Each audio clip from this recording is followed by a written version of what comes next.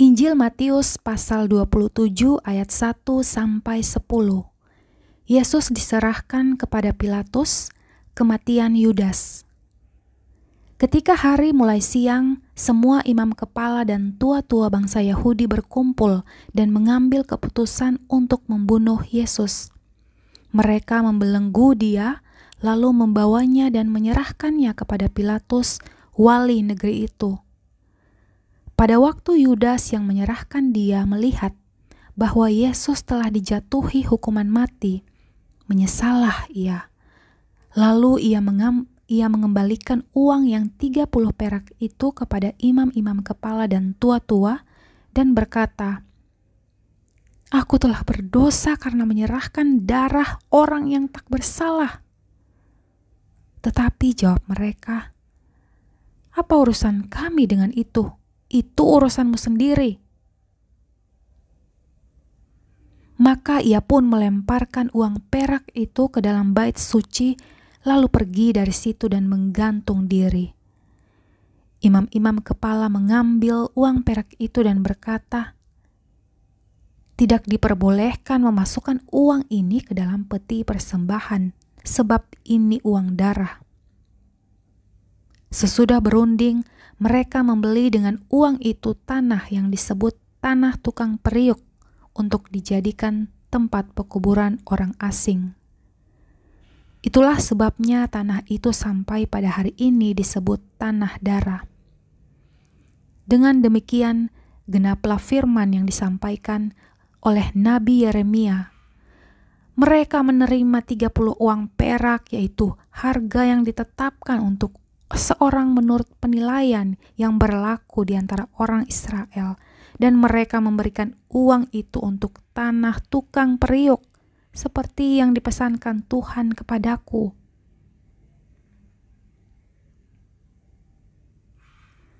Ayat 11 sampai 26. Yesus di hadapan Pilatus. Lalu Yesus dihadapkan kepada wali negeri, dan wali negeri bertanya kepadanya, "Engkaukah raja orang Yahudi?" Jawab Yesus, "Engkau sendiri mengatakannya." Tetapi atas tuduhan yang diajukan imam-imam kepala dan tua-tua terhadap dia, ia tidak memberi jawab apapun. Maka kata Pilatus kepadanya, "Tidakkah engkau dengar betapa banyaknya tuduhan saksi-saksi ini terhadap engkau?" Tetapi ia tidak menjawab suatu kata pun, sehingga wali negeri itu sangat heran. Telah menjadi kebiasaan bagi wali negeri untuk membebaskan satu orang hukuman pada tiap-tiap hari raya itu atas pilihan orang banyak.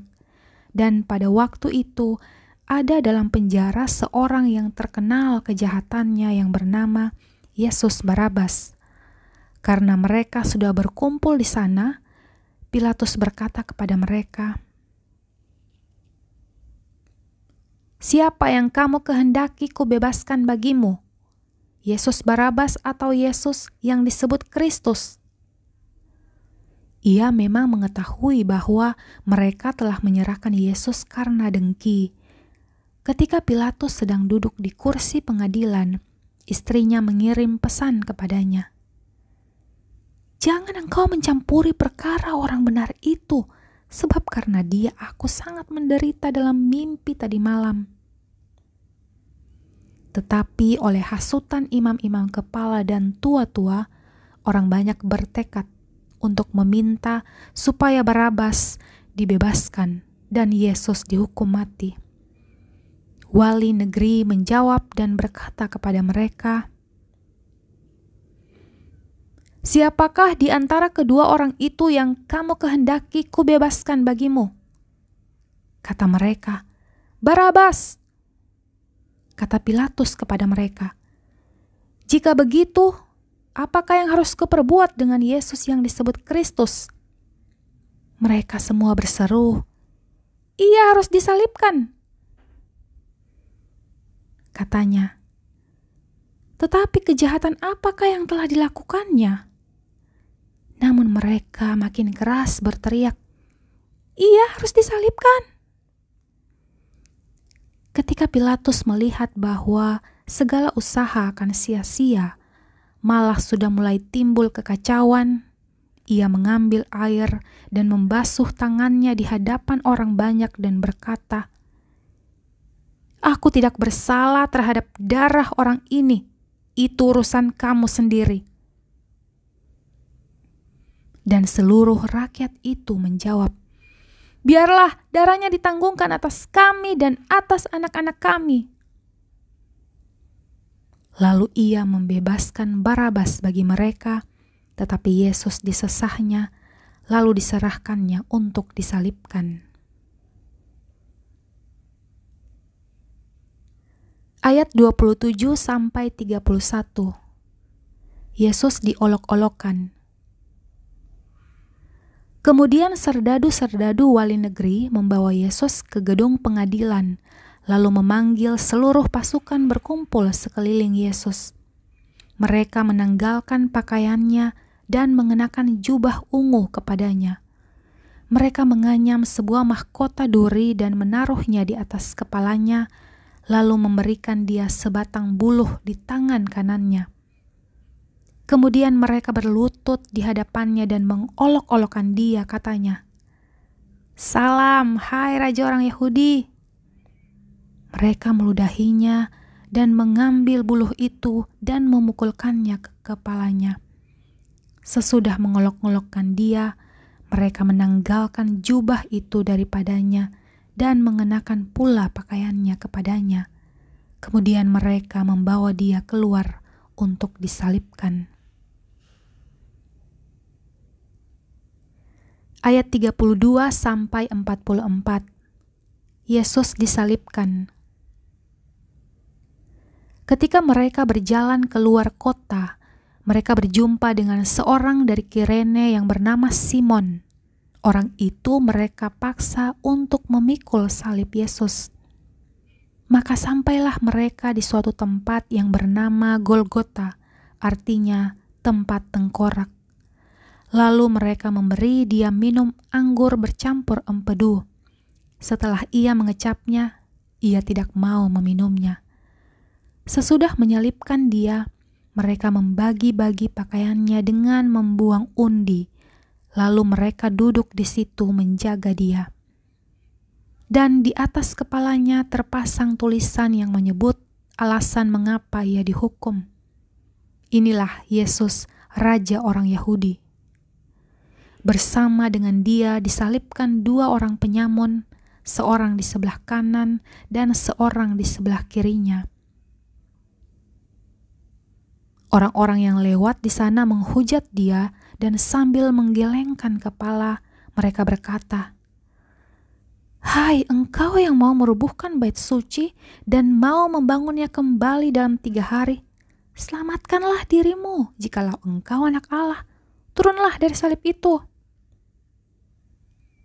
Demikian juga imam-imam kepala bersama-sama ahli-ahli Taurat dan tua-tua mengolok-olokkan dia dan berkata, "Orang lain ia selamatkan, tetapi dirinya sendiri tidak dapat ia selamatkan. Ia Raja Israel. Baiklah ia turun dari salib itu dan kami akan percaya kepadanya. Ia menaruh harapannya pada Allah. Baiklah Allah menyelamatkan dia, jikalau Allah berkenan kepadanya. Karena ia telah berkata, 'Aku adalah anak Allah.'" Bahkan penyamun-penyamun yang disalibkan bersama-sama dengan dia mencelanya demikian juga.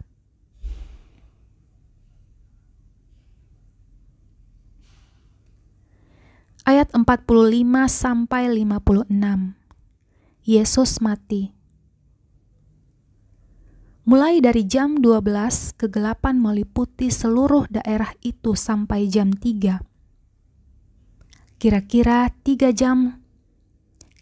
jam 3, berserulah Yesus dengan suara nyaring, "Eli, Eli, lama sabachthani."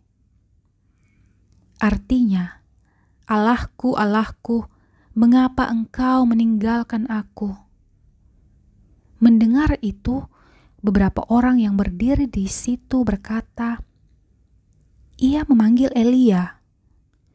Dan segeralah datang seorang dari mereka, ia mengambil bunga karang, mencelupkannya ke dalam anggur asam, lalu mencucukkannya pada sebatang buluh dan memberi Yesus minum. Tetapi orang-orang lain berkata, "Jangan, baiklah kita lihat, apakah Elia datang untuk menyelamatkan dia?" Yesus berseru pula dengan suara nyaring, lalu menyerahkan nyawanya. Dan lihatlah, tabir bait suci terbelah dua dari atas sampai ke bawah, dan terjadilah gempa bumi, dan bukit-bukit batu terbelah, dan kuburan-kuburan terbuka, dan banyak orang kudus yang telah meninggal bangkit. Dan sesudah kebangkitan Yesus, mereka pun keluar dari kubur, lalu masuk ke kota kudus, dan menampakkan diri kepada orang banyak.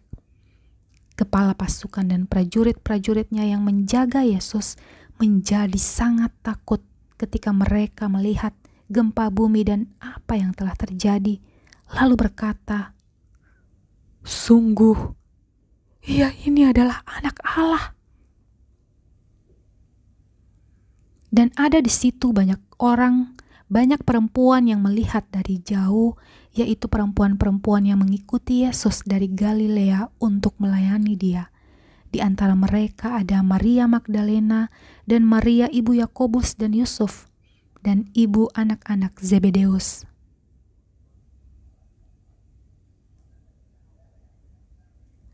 Ayat 57 sampai 61. Yesus dikuburkan. Menjelang malam datanglah seorang kaya, orang Arimatea yang bernama Yusuf, dan yang telah menjadi murid Yesus juga. Ia pergi menghadap Pilatus dan meminta mayat Yesus. Pilatus memerintahkan untuk menyerahkannya kepadanya.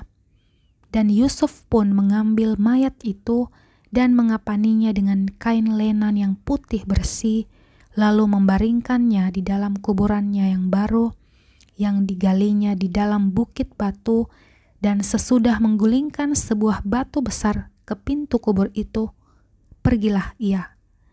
Tetapi Maria Magdalena dan Maria yang lain tinggal di situ, duduk di depan kubur itu. Ayat 62 sampai 66. Kubur Yesus dijaga. Keesokan harinya, yaitu sesudah hari persiapan, datanglah imam-imam kepala dan orang-orang Farisi bersama-sama menghadap Pilatus, dan mereka berkata, "Tuan, kami ingat bahwa si penyesat itu sewaktu hidupnya berkata, 'Sesudah 3 hari aku akan bangkit.' Karena itu, perintahkanlah untuk menjaga kubur itu sampai hari yang ketiga. Jikalau tidak, murid-muridnya mungkin datang untuk mencuri dia, lalu mengatakan kepada rakyat, 'Ia telah bangkit dari antara orang mati,' sehingga penyesatan yang terakhir akan lebih buruk akibatnya daripada yang pertama." Kata Pilatus kepada mereka, "Ini penjaga-penjaga bagimu, pergi dan jagalah kubur itu sebaik-baiknya." Maka pergilah mereka, dan dengan bantuan penjaga-penjaga itu, mereka memeterai kubur itu dan menjaganya.